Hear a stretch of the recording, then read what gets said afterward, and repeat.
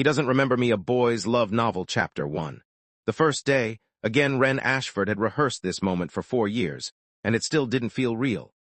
He stood at the edge of the junior parking lot at Ashgrove Academy, blazer stiff and unfamiliar on his shoulders, and watched Callum Hale laugh at something one of his friends said. The laugh hadn't changed. That was the first thing Wren noticed. Not the broader shoulders, not the 2 inches of height Callum had somehow found since middle school, not the easy, golden way he existed in a crowd like the crowd had been arranged around him on purpose. It was the laugh. Wren had heard that exact laugh from 3 feet away while it was aimed at him, at the ink someone had dumped in his backpack, at the note taped to his locker that 30 people had already read by the time he found it. He remembered every second of it. Callum Hale did not remember him at all. Wren had confirmed this 3 times over the summer, once by accident, at a coffee shop 2 towns over. Once at a charity 5,000 his aunt had dragged him to, and once, the boldest test, by standing directly in Callum's eyeline at a bookstore for 11 full seconds. Nothing, not a flicker. Callum's gaze had passed over him the way it passed over a shelf of paperbacks, mildly, pleasantly, completely without recognition. It shouldn't have surprised him. Wren was not the same shape he'd been at 13. He'd grown 4 inches, cut his hair, learned to stand like someone who wasn't waiting to be hit. He'd also stopped going by Warren, which was the name that had been written on the note, on the bathroom wall, on the group chat screenshot that had circulated for exactly 1 unbearable week before summer break mercifully ended it. Wren was safer. Wren was a stranger's name. He'd built an entire person around it. But some tiny, humiliated part of him had still expected Callum to know. To feel it the way you feel a draft in an old house. Instead, Callum had ordered a caramel latte and held the door for the woman behind him and gone back to his life, weightless, while Wren had spent 4 years learning to carry the one he'd left behind. That was fine. Wren didn't need Callum to remember on his own. He was going to make him. "You're staring," said a voice at his elbow, and Wren turned to find a girl with a septum ring and an expression of profound disinterest in whatever he was about to say. "At Hale, everyone does first week. It wears off around October." "I doubt that," Wren said. "You say that now." She stuck out a hand. "Priya, I sit in the back of every class and judge people silently, so if you want a friend who won't ask a lot of follow-up questions, I'm available." Wren almost smiled. "Almost, Wren." "Well, Wren." Priya nodded toward the courtyard, where Callum Hale had just hoisted a freshman's dropped textbooks off the ground and handed them back with a grin that made the kid go pink to his ears. "Welcome to the Callum Hale fan experience. Try not to fall for it. Everyone does." Not everyone, Wren thought, watching Callum's easy, undeserved warmth pour out over a stranger who would remember this small kindness for years. "I know exactly what you are underneath that. I was there when you built it. He just had to get close enough to take it apart." Chapter 2. The plan had 3 parts, and Wren had spent an embarrassing number of hours refining them, alone, at a desk that still had a faded Warren carved into the underside where nobody would ever look. Part 1. Get inside Callum's orbit. Ashgrove was small enough, and Callum's social gravity strong enough, that this mostly meant existing in the right classes and joining the right clubs and being, above all, likable. Wren had practiced likable the way other people practiced instruments. He knew how to laugh at the right volume. He knew how to ask a question that made someone feel interesting instead of interrogated. He had not been likable at 13. He'd been quiet and easy to corner and bad at knowing when a joke had turned into something else. And it had cost him a version of himself he was never getting back. He'd rebuilt likable from nothing deliberately the way you'd rebuild a wall after a fire. Part 2. Learn everything. Who Callum trusted. Who he owed. What he was afraid of losing. Every golden boy had a foundation, and every foundation had a weak point. And Wren intended to find Callum's and press on it until the whole architecture of good, kind, beloved Callum Hale came down in front of everyone who'd ever believed in it. Including, especially, Callum himself. Part 3 was the one Wren hadn't fully written yet, because Part 3 was the moment Callum finally understood exactly whose life he'd wrecked, and Wren wanted to feel it happen in real time rather than plan it in advance. He wanted to watch it land. He told himself this was justice. He told himself a lot of things, lying awake at 2 in the morning with his old middle school yearbook open to a photo he still hadn't been able to throw away, Callum in the back row, arms slung around a friend's shoulders, laughing at something just out of frame. Wren, 3 rows down, edges of the photo slightly crumpled from being folded and unfolded too many times. He'd looked once for the group chat screenshots. They didn't exist online anymore, deleted, expired, wherever cruelty goes to hide once it's finished being useful, but he didn't need them. He had them memorized. Warren cried again, lol. Somebody give him a tissue, sent by Callum's phone number, liked by everyone. Callum hadn't sent every message. He hadn't been the only one, or even Wren suspected the cruelest one. But he'd been the center of it, the sun everyone orbited, the one whose laugh made it feel safe to laugh too. And 13-year-old Warren had understood, with the specific clarity kids have about social hierarchy, that none of it would have happened, not like that, not for that long, if Callum Hale hadn't decided it was funny. He shut the yearbook. He had homeroom in 6 hours and a golden boy to become impossible to ignore. Chapter 3, Impossible to Ignore. It took 11 days. Wren was patient about it. He joined the literary magazine, because Callum was on the literary magazine's editorial board, a fact that had made Wren laugh out loud alone in his room the first time he found it, because it meant Callum Hale, of all people, read poetry and took it seriously and apparently had opinions about line breaks.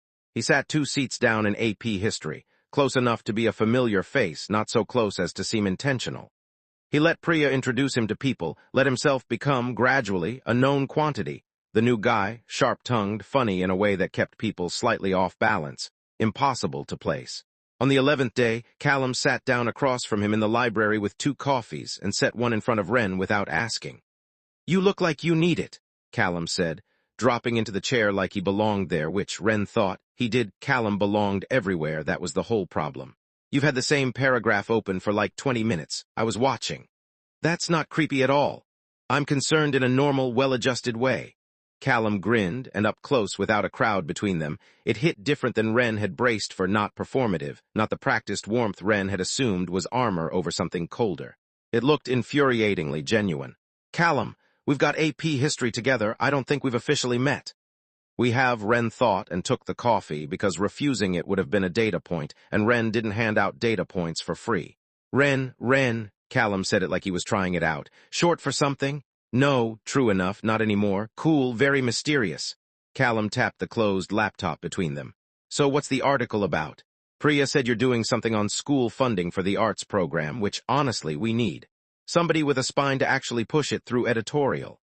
And that was the trap Wren hadn't quite seen coming, not a trap Callum had set, but one his own plan had built and then walked directly into. Because talking to Callum about the arts program funding meant talking to Callum for 40 minutes. And 40 minutes with Callum Hale, up close, uninterrupted, was 40 minutes of watching him listen, actually listen, ask follow-up questions, remember details Wren mentioned only once. And it was so far from the flat cardboard villain Wren had built in his head for 4 years that some traitorous part of his brain kept flagging the discrepancy like a smoke alarm going off in an empty house.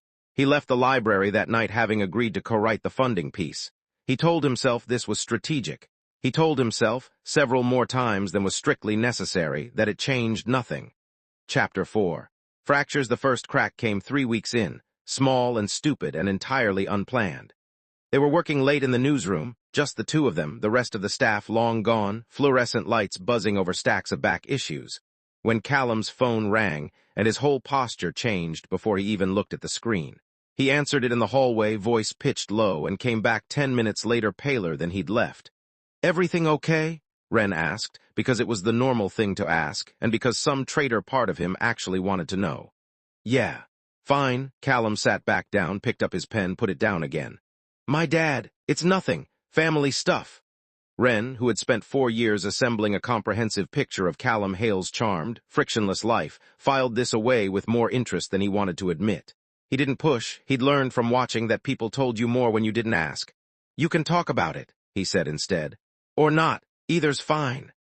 Callum looked at him for a long moment, an assessing look, the first genuinely careful thing Wren had seen him do, and then unexpectedly laughed, short and humorless.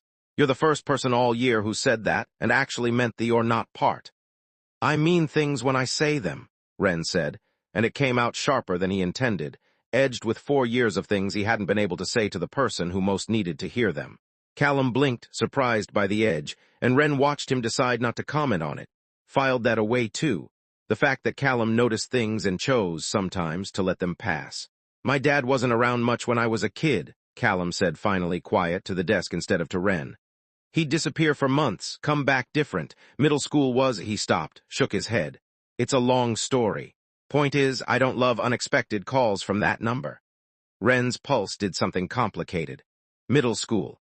He'd spent 4 years building a story where Callum's cruelty came from nothing, needed no explanation, was simply the natural weather of being golden and untouchable. He had not built a version where it came from somewhere. He didn't want one. A Callum with a reason was a Callum who was harder to hate cleanly, and Wren needed to hate cleanly, because clean hate was the only thing steady enough to hold a 4-year plan together. That sounds hard, he said, because it was true and because he didn't yet know what to do with it. It was a while ago. Callum's smile came back, a little thinner than before. Sorry, didn't mean to get heavy. What were we saying about the funding numbers? They went back to work. Wren typed the same sentence 4 times and deleted it 4 times, and did not, that night, make a single note in the file on his laptop labeled, with the specific coldness he'd needed to survive middle school leverage. Chapter 5. The best friend Jonah Kim had been Callum's best friend since 2nd grade, and he did not like Wren. He was polite about it, which was somehow worse, a careful, watchful politeness that felt like being catalogued. Wren noticed him noticing things. The way Wren's questions about Callum's past always circled back around no matter the topic. The way Wren tensed, almost imperceptibly, whenever someone mentioned middle school in front of him. The way Wren's laugh at Callum's jokes was a half-beat too calculated to be entirely unconscious. "Can I ask you something?" Jonah said one afternoon, cornering Wren by the vending machines with the casual menace of someone who had clearly planned the ambush. "And you'll actually answer honestly. Depends on the question." "Fair." Jonah crossed his arms. "What do you want with Callum? We're working on the funding article." "That's not what I asked." Wren considered several answers, discarded them all, and landed on something close enough to survive scrutiny. "I like talking to him. Is that a crime?" "No." Jonah's eyes didn't leave his face. "But you watch him like you're keeping score, and Callum doesn't see it because Callum's never had a reason not to trust someone who's nice to him. I have. So I notice things he doesn't." Smart, Wren thought, with the specific, unwilling respect he reserved for people who were good at the thing he was trying to do. "You think I'm using him for something?" "I think," Jonah said carefully, "that you showed up 11 weeks into senior year, made yourself impossible to overlook, and got very close to my best friend very fast, and I don't know why, and it's my job to find out before it's a problem." "And if it's not a problem, then I'll apologize." Jonah's expression didn't soften. "But I've known Callum a long time. He's not as bulletproof as everyone thinks, so whatever this is, be careful with him." He walked away before Wren could answer, which was fortunate because Wren didn't have one. Not one he could say out loud. "He's not bulletproof" rang in his ears the rest of the day, an inconvenient, unwelcome addition to a case file that was supposed to be simple. Chapter 6. What the photograph didn't show the second crack came from a place Wren hadn't guarded, because he hadn't thought he'd needed to. He was in the newsroom archive, technically off-limits without a staff key, but the door had been propped, and Wren had gone looking for old funding records for the article, when he found a box of yearbooks going back 15 years, and without quite meaning to, pulled the one from Callum's middle school off the shelf. He knew what he was looking for before he admitted it to himself. He found the page. His own photo, 13 years old, half smiling in the specific careful way of a kid who'd learned that a full smile invited comment. 3 rows up, Callum, arm around a boy Wren didn't recognize. And under the row of candids on the facing page, a shot from an assembly, kids packed onto bleachers. A small, easy-to-miss detail Wren's memory had apparently never registered at the time, because at 13 he'd been too busy surviving the room to study it. Callum wasn't laughing in the photo. He was looking from 3 rows back directly at Warren, who was mid-flinch, hunched over something in his lap, clearly the target of whatever had just happened off-frame, and his face wasn't cruel. It was tight, uncomfortable, the face of someone watching something he didn't like and not doing anything about it. Wren stared at the photo for a long time. It didn't undo anything. A boy who watched and didn't stop it was still a boy who let it happen. Wren knew that. Had turned that fact over 1,000 times at 2 in the morning, and it still held. But the plan he'd built required a villain, uncomplicated and whole, someone he could take apart without flinching, and the boy in this photograph was not that. He was 13 and scared of something, and the fear on his face looked less like power and more like the exact thing Wren had spent 4 years learning to survive. The fear of being next. Wren closed the yearbook and put it back exactly where he'd found it, and did not tell anyone what he'd seen, and could not, for the rest of the day, make the old, familiar anger sit as comfortably in his chest as it used to. Chapter 7. Getting closer, it happened slowly, the way most dangerous things do, not a single moment Wren could point to and say there. That's where the plan started leaking, but an accumulation. Callum saving him a seat without being asked. Callum remembering, 3 weeks later, an offhand comment about Wren's favorite book, and showing up with a used copy he'd found at a second-hand shop, embarrassed and a little too pleased with himself when Wren's face actually changed. Callum, one rainy Tuesday, walking Wren to the bus stop under one umbrella because Wren's had broken, talking the entire way about nothing. A movie, a joke Jonah had made, the deadline for the funding piece, filling the silence Wren usually had to fill himself. "You're quiet tonight," Callum said, glancing over. "Thinking. About how I built you into a monster 4 years ago, and I'm starting not to recognize the one standing next to me. Nothing important." Callum bumped his shoulder against Wren's. Easy, unthinking, the kind of casual contact that meant nothing to someone who'd grown up golden and safe, and everything to someone who'd spent middle school flinching from every hand that came near him. "You do that a lot, say nothing when it's clearly something. Maybe I like my secrets. Maybe." Callum's voice went softer, and when Wren glanced over, he found Callum already looking at him, something careful and unguarded in his expression that made Wren's chest do something he refused to name.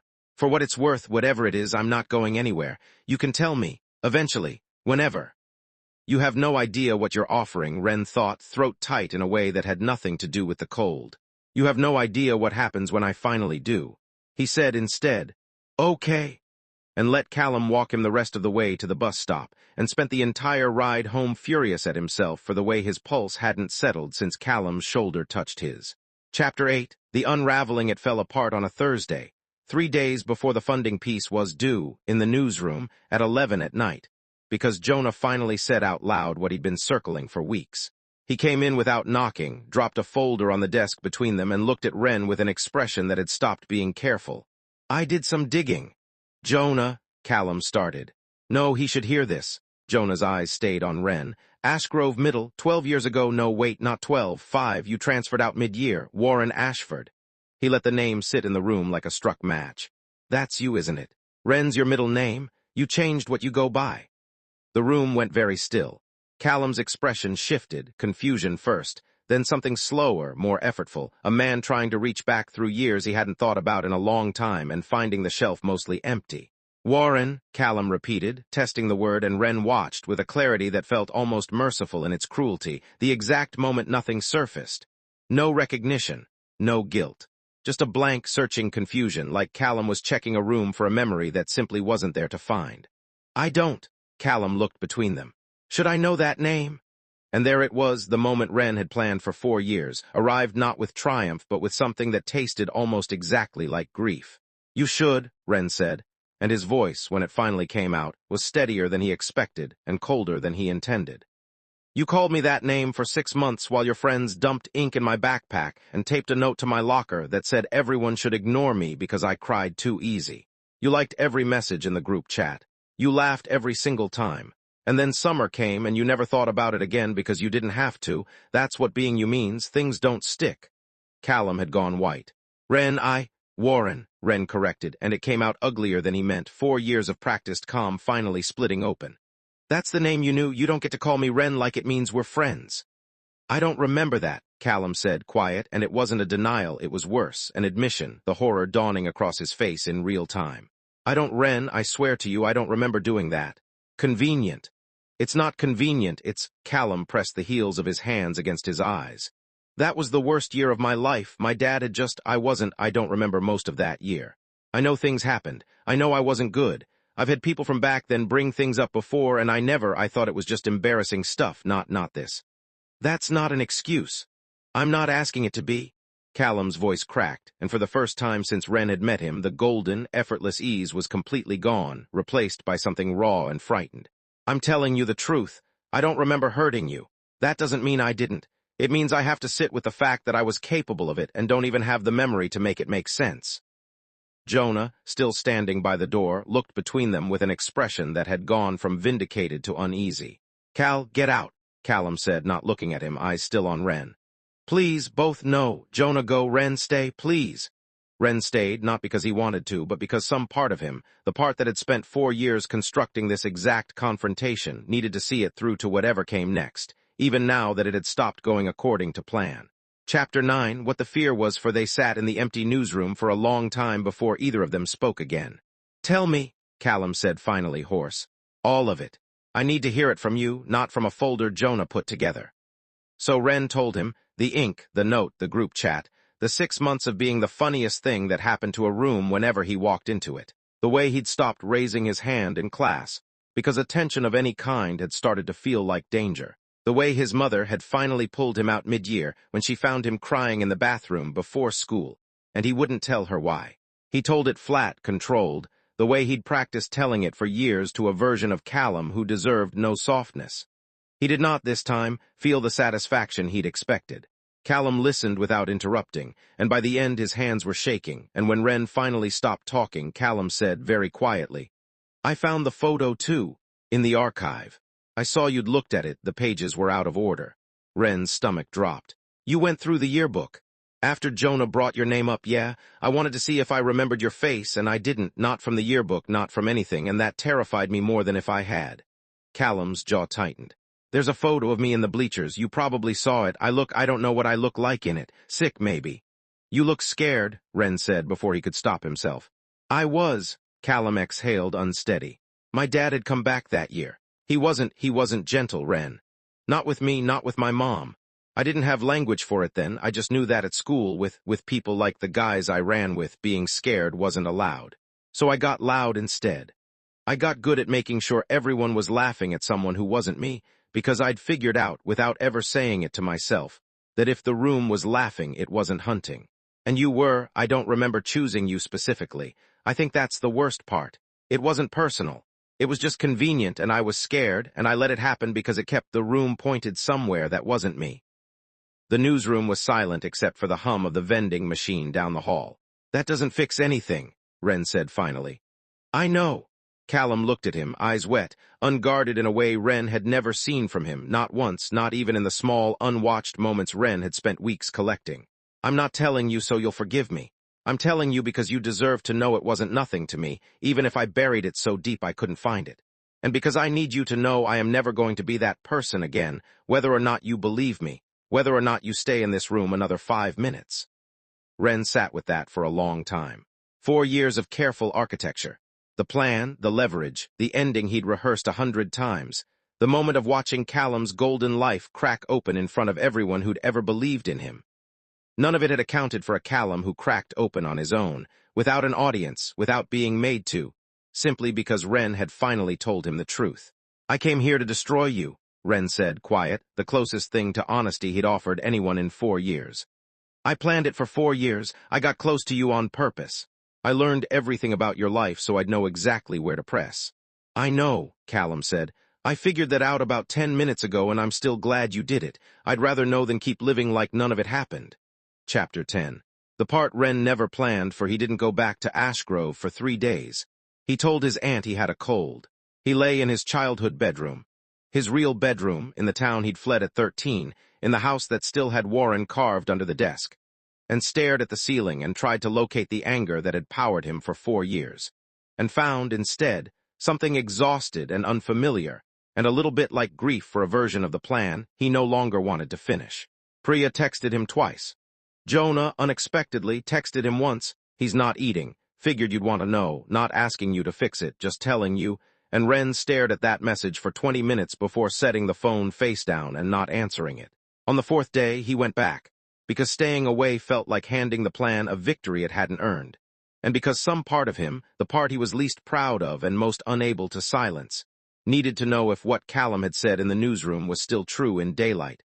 3 days later, without an audience or an ambush to force it out of him, he found Callum in the courtyard before first bell, alone, which almost never happened, sitting on the low wall with his hood up and his phone in his hands, not looking at it. "Hey," Wren said. Callum's head came up fast, something raw and hopeful crossing his face before he visibly reined it in. "Hey, you came back. I go here? That's not what I meant." Callum looked at him carefully, like he was still checking for the version of the last conversation where Wren decided he'd said enough. "I meant I wasn't sure you'd want to see me again." "I don't know if I do," Wren said honestly. "I came to say something, and then I'm going to go figure out what I actually want, separately from 4 years of planning what I thought I wanted." Callum nodded, braced. I looked into it, Wren said. This weekend, I found there was a court record from when I was 13. Your mom filed something against your dad that spring. I wasn't looking for it. I found it by accident, chasing something else, and I almost didn't tell you because it's not mine to have looked at. But I think you should know I believe you, about not remembering, about why. Something in Callum's shoulders came down, slow, like a held breath finally let go. You didn't have to tell me that. I know. Wren sat down on the wall, a careful distance away, close enough to talk, far enough to still feel like a choice he could take back.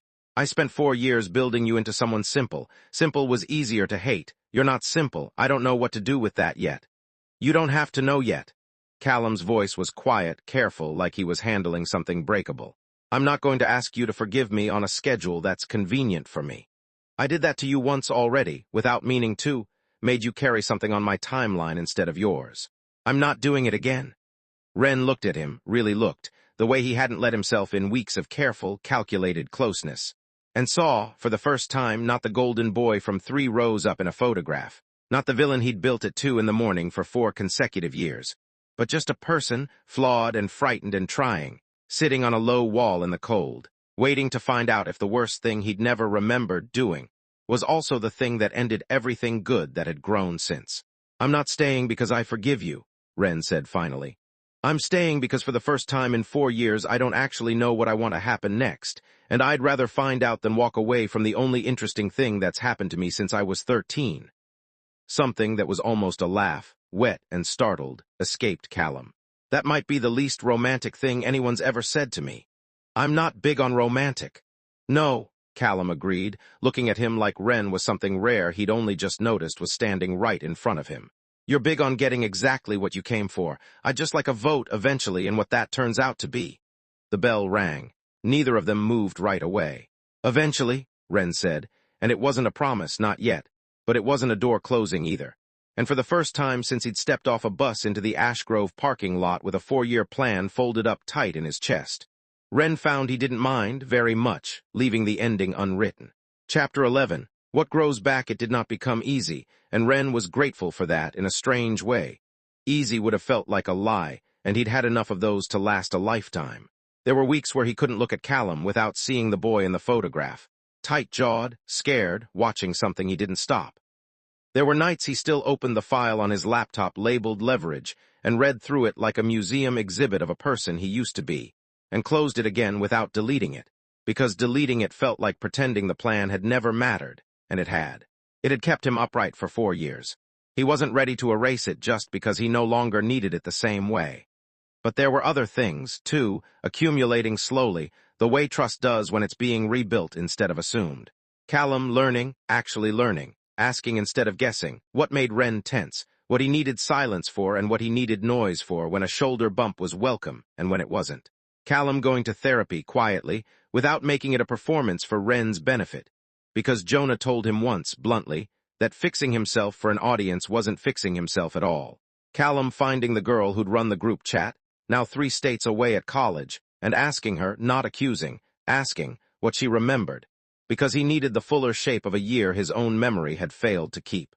And Wren, slowly, unlearning 4 years of certainty, letting Priya in on more than the edited version, letting Jonah's grudging, careful trust turn into something like friendship, the 2 of them united in the specific, exhausting work of caring about someone who kept trying to be better than the worst thing he'd done.